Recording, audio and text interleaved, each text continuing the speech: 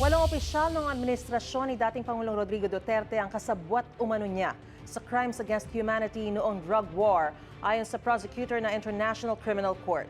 Sila ay sina dating Special Assistant to the President at ngayoy Senador Bongo, dating PNP Chief at ngayoy Senador Bato de la Rosa, dating PNP Chiefs Oscar Albayalde at Camilo Cascolan na yumao noong 2023. Dating CIDG Deputy Director Vicente Danao, dating NBI Director Dante Gueran, dating PDEA Chief Isidro La Peña at dating Justice Secretary Vitaliano Aguirre II na itinangging may kinalaman siya sa extrajudicial killings. Nauna na ring itinanggi ni Go ang paratang. May unang balita si Dano Tingkungko. 8 kilalang kaalyado at dating mga opisyal ng Administrasyong Duterte ang tinukoy sa dokumentong inilabas ng International Criminal Court na mga co-perpetrator o kasabwat ni dating Pangulong Rodrigo Duterte sa kanyang war on drugs. Ang ilan sa kanila kasalukuyang matataas sa opisyal, gaya ni na Senador Bongo at Bato de la Rosa. Paglilinaw ni ICC Assistant to Counsel Cristina Conti, hindi nangangahulog ang akusado na rin o may mga kaso na ang mga pinangalanang co-perpetrator.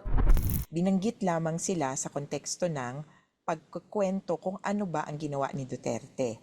Pero sa nakikita ko mukhang nagkaroon ng kaintindihan yung defense at saka prosecution na mag-unseal o isa publiko yung ibang pangalan para mas maintindihan ng taong bayan ng even ng labas sa Pilipinas kung ano ang kinikwento.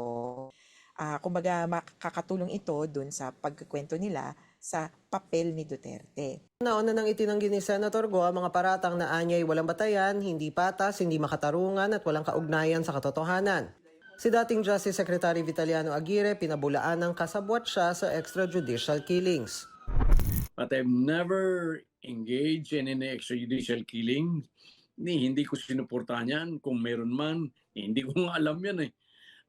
As a matter of fact, during my time as Secretary of Justice, they made a big fuss about the killings of Kian de los Santos, Carlos Arnaiz, and Culot de Guzman. I was instrumental in bringing all the parents and relatives of these three to Malacanang, Bahay Pangarap.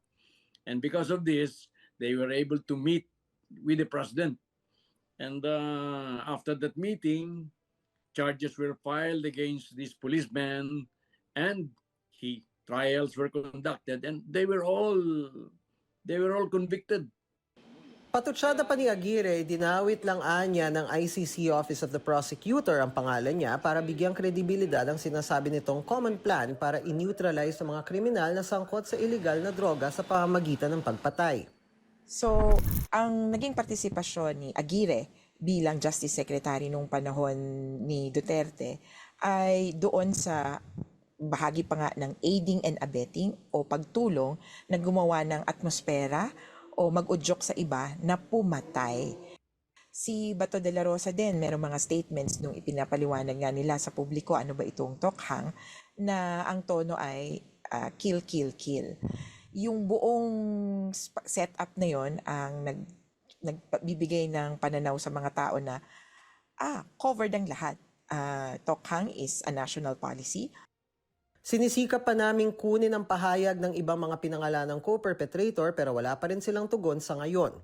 Sa susunod na Lunes, February 23, magsisimula ang confirmation of charges hearing kay Duterte. Araw-araw maliban sa Miyerkules, 10 a.m. to 3 p.m. The Hague time o 5 to 10 p.m. oras sa Pilipinas. Sa pagdinig, aalamin kung may sapat na basehan para tumuloy sa paglilitis si Duterte. Ito ang unang balita, Dano Tingkungko para sa GMA Integrated News. Gusto mo bang mauna sa mga balita? Mag-subscribe na sa GMA Integrated News sa YouTube at tumutok sa unang balita.